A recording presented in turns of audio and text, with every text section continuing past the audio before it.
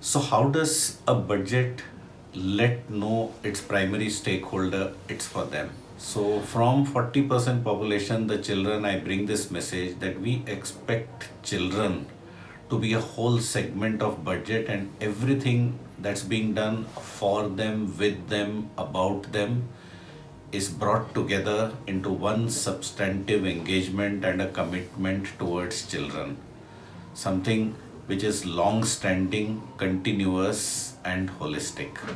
And I think the civil service organization can play a very big role here, because in delivering for people, for communities, it's good to have people who have ear to the ground, in both in terms of what is required and where is it required and how it can be delivered. When I step back and look at our own work, I think children of India are today at crossroads. It's 2 years of an absolute uncertain environment due to the pandemic, and it's been an year full of surprises, of unwelcome surprises and uncertainties.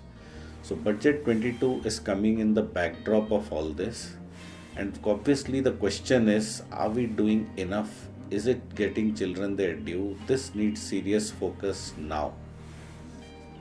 Children of today are grappling with some of the really critical issues today, which are existential and about everything around their survival, whether it's their education, whether it's their health, nutrition, climate, employment, survival, and life skills in the basic.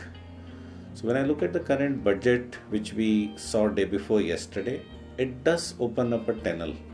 Some light is there at the end, but I think it's that light where the rays are just coming in. I would like to look at a light which is the midday sun right on top of us, bright and white.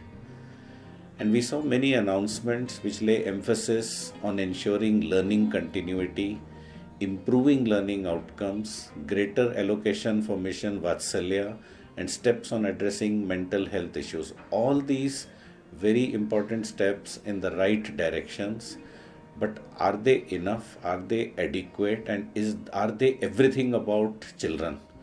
I think they are partial, they are parts, and they are not the whole. And adding of all this part also does not make it whole. I think Saksham Anganwadi portion could have seen with more investment. On the whole, I would expect that it's time we come out of siloized approach into a more holistic, substantive engagement with children, which recognizes children for truly the future stakeholders in the country. Given that 40% of population is children, given that we are looking at a blueprint for the next 25 years, as we say, the budget, which is the blueprint, is for children who are the future of country.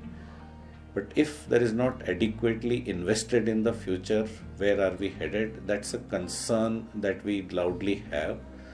On the whole, my feeling is that the budget falls short of commitment on this count, commitment to its future through commitment to its children.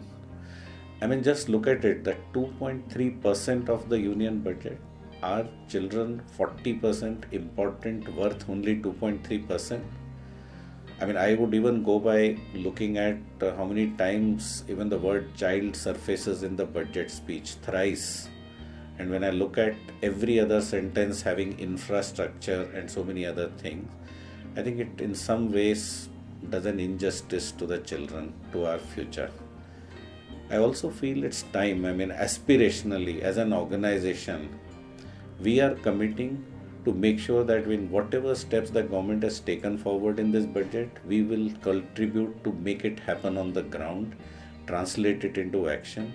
Whatever steps are still wanting, we'll be providing government with the ideas that go beyond budgets and come into policies, into other frameworks to make things happen and make India's future secure by making India's children more secure. That's our aspiration, that's our commitment, we'll live by.